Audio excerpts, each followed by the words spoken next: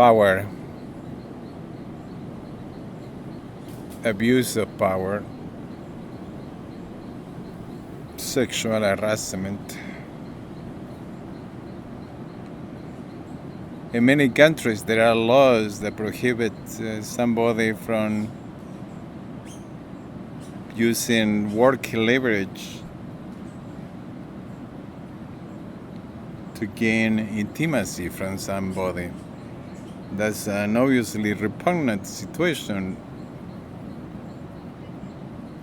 but it continues to happen.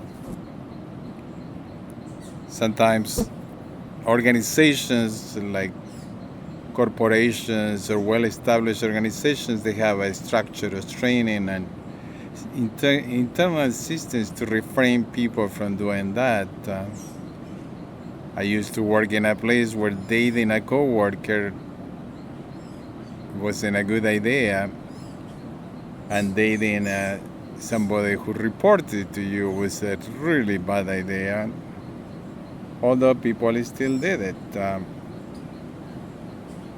Paradoxically, in the case I remember of a woman dating a man who reported to her, they ended up getting married. But then there are many other power situations besides work organizations. There are power situations where somebody may gain a job from somebody by a recommendation. That happens a lot in the art world. With the Me Too movement, we have seen some really nasty, nefarious characters who were taking advantage of women to create opportunities for advancement. That's using power. I've seen firsthand the disgusting example of professors who prey on students, talking at the university level. These are overage students, so there's not a rape situation legally, but the abuse of power is so evident. And I've seen several professors be completely shameless in their ways of seducing students. A professor is a person with immense power because we know it all.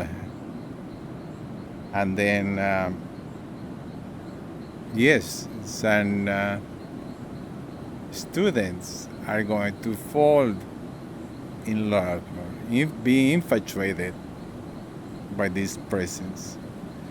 And a responsible professor has to keep this at bay and establish clear boundaries and never go the way of intimacy with the student.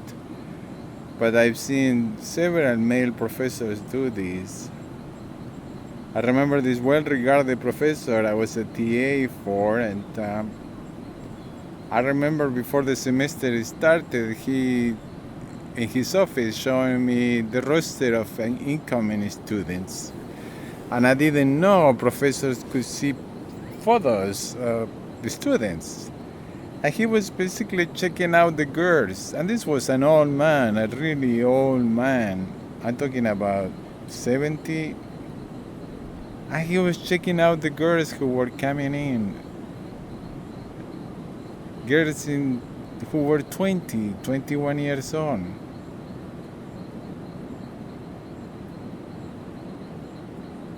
He passed away now, but I don't think anyone ever brought up any issue about this. I think he was married to a former student, his second marriage or third marriage, whatever it was.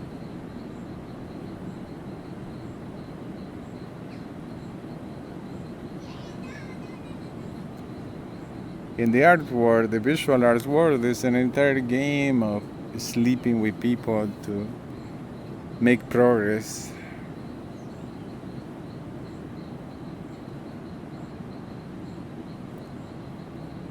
Almost in every case, no law is violated unless there's a rape situation.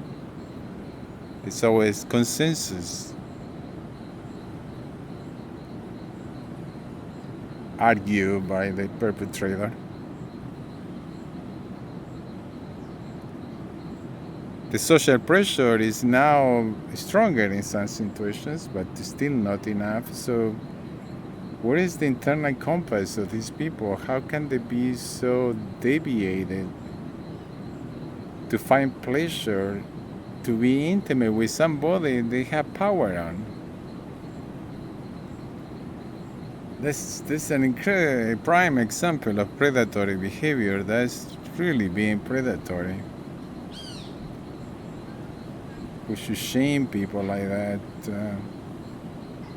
Be sure they are remembered for their predatory ways.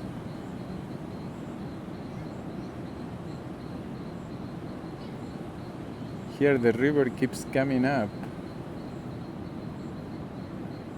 I see it getting higher and higher as I speak.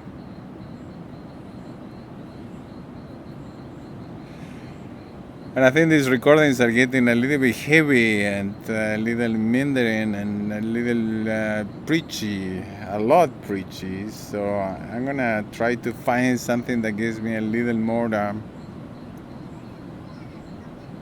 excited in a positive way.